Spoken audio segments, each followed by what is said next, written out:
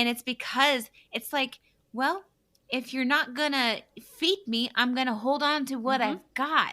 That's what your body's doing. That's how God made us. Yeah. Right. Yeah. So don't do that. No. This is probably the most frustrating thing that we face as coaches, because the disordered eating is so rampant out there, and those companies they produce eating disorders.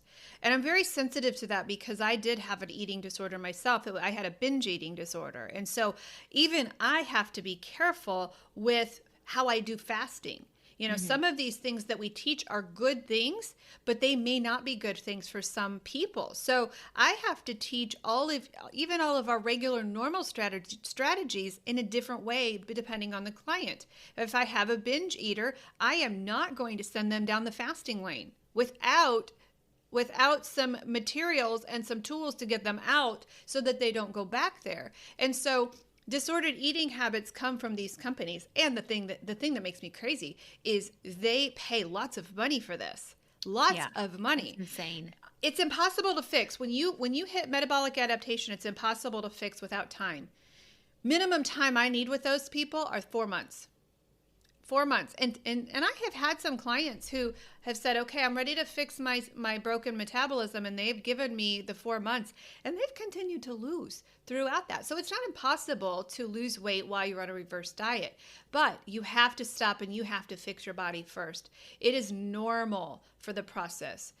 If you're on a 1,200 calorie diet, you need to fire your coach. Now, there are some times, and I will tell you, we have tools in our pocket. So there are times when I will pull that out of my pocket to jolt somebody's metabolism, but it is no longer than a week. So there are some things that we can have that we can use in the fasting world and in the calorie world that will jolt your weight loss. But yeah, the low calorie or starvation diets is one of the toughest things that we have to battle. So you gave a bunch of different things. Yes. Couple of the quick ones that we're not going to touch on here, but it is really, really important that we mention them.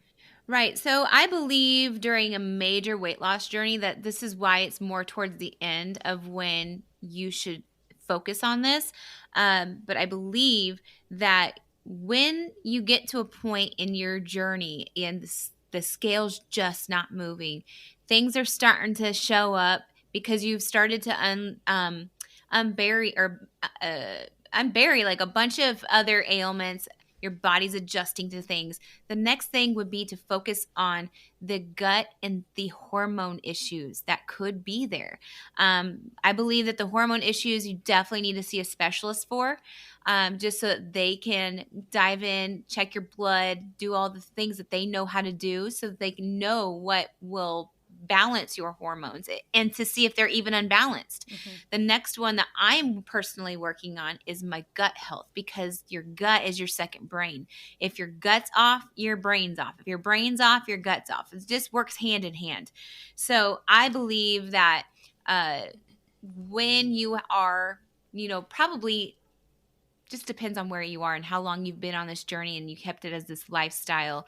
I would definitely dive deeper into that. The next one that we didn't really pinpoint, and I think that could just bring us into our next area of what we're going to talk about, the how to approach and fix these things and reverse these things, is the dairy that we didn't really talk about being an issue, but dairy can sneak up on you. And people think with, your all those fancy keto recipes out there that are so fun to watch because they do these quick videos, or how, you can make your pizzas, things that you typically have on Friday night. And you can, that takes a lot of cheese, a lot of dairy, a lot of butter, things like that to create those items. And you can overeat that dairy. Some people may end up having a sensitivity to the whey in the cheeses. And there's different levels of how the processing part with making the cheeses, the hard cheeses versus the soft cheeses. So there's a reason why we deal with all of these things at the end. Yes. Because a lot of times we have clients who don't want to do the things. They don't want to do the hard things. And then they want to blame the gut, or they want to blame the hormones. And it's like they see squirrels all down their path of their journey. They'll like, oh, well, my hormones must be off. Oh, my gut must be off. Oh, maybe the cheese thing is off. Because we believe in transitional foods. We don't take you on the keto journey. We don't take you from eating, like you used to eating, how we want you to. But we have transitional foods. Cheese is one of those things. I would rather a client eat cheese and bacon for the first week just to get into ketosis. Yes. And then we teach them how to eat differently. Then we remove the cheese. So we have those things called transitional foods. Yes. And so at the end of when we got a client who's stalled, we use that. Okay, how much cheese are you eating? And the whole excuse issue of somebody who is not doing the things, not tracking their food, eating off plan, getting out of ketosis, and then blaming the gut and blaming the hormones. That's why we say that's more towards the maintenance. It's a mandatory process to walk through, but we don't want you doing that at the beginning because we just want you doing the things steadily. We talk about the 1%, when you figure like, yes, there's something wrong with you. Your body, has been eating the standard American diet for so long. So instead of, unless you're willing to cold turkey it, like I feel like I was ready to cold turkey everything and say, okay, let's just do everything super clean as possible. Yeah. The elimination. Elimination diet is, doing the 1% little by little will get you there. But another issue with dairy is that it can stop up the BM part. Yeah, If you eat too much of it and your clients are like, oh, I need more fiber. Nope, No, less dairy. Less dairy. Let's focus on that. Yeah. So Coach, talk to us about how we can fine tune these these topics that we talked about. Let's look underneath the hood, see how we can fix it. Yeah. So this is when we as coaches get to take out our tools. We have processes that we go through with our clients, and there is sometimes that I will say to a client, I need 2 weeks of data. I need you to give me everything you've got for 2 weeks so that I can fine tune, so I can pull up the hood of that vehicle and say, okay, here's our problem. And so the first thing that we do, or the first thing that I do with a client is when I've got a client stalled, and we know when a client is fake tracking. You're a macro coach, Darcy. You know when a client is not giving us the truth, we can see it in the macros. And so what I will say to that client, and I put 3 of my clients this week on this protocol, I need you to get the food scale out again. I need you to get your tracker out again. And if it goes in your mouth, it goes in your tracker.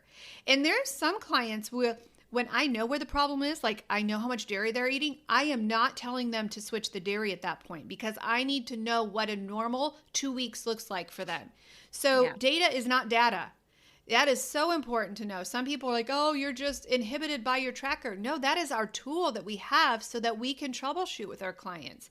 And so I put 3 of my clients on this data tracking and we're doing a full body tune-up on these clients so that I know, okay, when I look at this tracker, I know everything in here is exactly what they ate.